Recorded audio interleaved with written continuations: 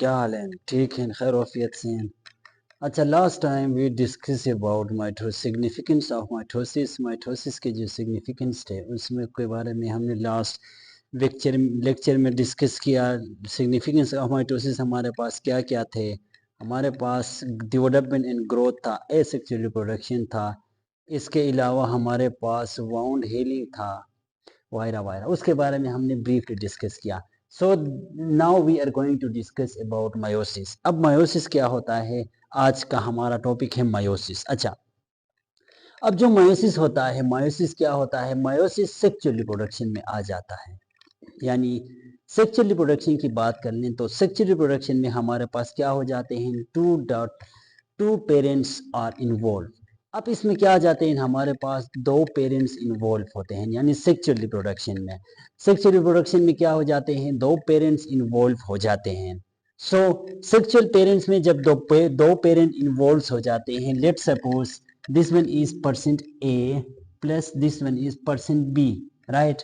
अच्छा, अब जो percent A and percent B है, इसमें क्या हो जाएगा, अगर इसकी मायोसिस की बात कर लें तो let suppose this one we have N.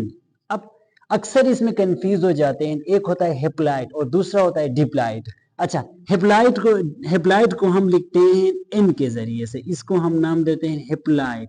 अच्छा, the next term we have diploid. Diploid में हमारे पास क्या आते हैं, dip, di, it means di, दो पेरेंट्स इसमें इन्वॉल्व होते हैं। अच्छा, अब इसमें देख रहे हैं, ये हमारे पास एक पेरेंट हो गया, दूसरा पेरेंट हो गया, इसके भी क्या हो गए, क्रोमोसोम्स क्या हो गए, हेप्लाइड हो गए। अब जब ये दोनों कंबाइन होंगे तो हमारे पास क्या आएगा, एक डिप्लाइड सेल आएगा, यानी क्या होगा, 2n होगा। अब ये जो 2n है, इसको हम सिंपली क्या नाम देते हैं, डिप्लाइड या two cell, diploid cell, diploid क्या, डिप्लाइड इसको हम नाम देते हैं, यानी क्या हो जाते हैं, 2n हो जाते हैं। जब 2n, एक हेप्लाइड दूसरे हेप्लाइड जब कंबाइन होते हैं तो हमारे पास डिप्लाइड आ जाता है। अच्छा, अब मायोसिस में हमारे पास क्या होता है, एक जो सेल होता है, let suppose this one is cell A. अब जो ए सेल होगा, ये मायोसिस के नतीजे में आगे जाके ये कितने, मायोसिस वन में जाके ये 2 में क्या हो जाता है, 2 में डिवाइड हो जाता है। फिर आगे जाके रिजल्ट में जब मायोसिस के फाइनल स्टेज की बात कर लें तो इसमें हमारे पास 4 सेल्स आ जाते हैं। अब ये हमारे पास था पेरेंट सेल।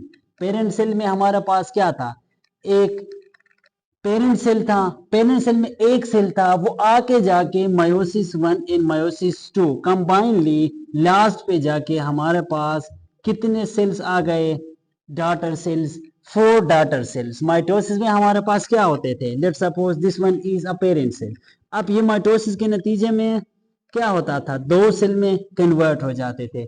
अब मायोसिस में क्या होता है, एक सेल 4 सेल में क्या हो जाता है, मायोसिस के एंड पे जाके एक सेल 4 हेप्लॉइड सेल में कन्वर्ट होता है। अच्छा, इसके अलावा जो डिफरेंट टर्म्स हमारे पास होते हैं उसके बारे में एक अलग लेक्चर बनाएंगे, यानी होमोलोगस हो गया, होमोलोगस क्रोमोसोम्स हो गया, हेटेरोजीनियस होते हैं, होमोजीनियस होते हैं, इसके अलावा डिफरेंट और टर्म्स होते हैं, उसके बारे में एक अलग सेक्शन बनाएंगे। आई थिंक सो कि आपको मायोसिस का जो बेसिक नॉलेज है वो क्लियर हो गया होगा।